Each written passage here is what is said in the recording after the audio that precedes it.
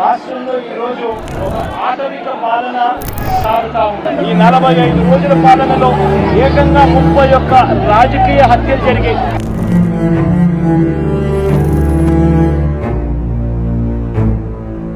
Telugu Desam party వారు ఎవరైనా సరే ఎవరినైనా కూడా వాళ్ళు పోయి కొట్టచ్చు.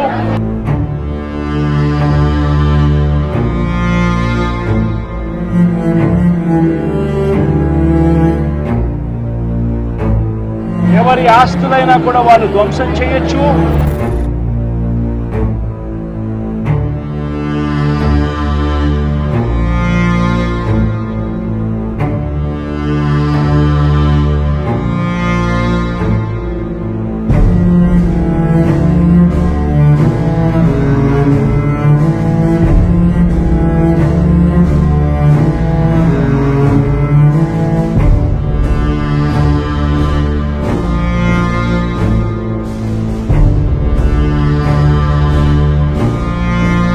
వాళ్ళు ఏమి చేసినా కూడా పోలీసులు ప్రేక్షక పాత్ర మాత్రమే పోషిస్తారు.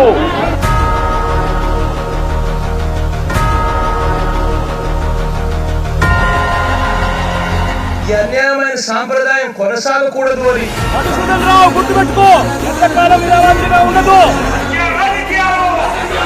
Our party president Sri Jagannath Reddy Garu will be coming to Delhi and he will be organizing a dharna.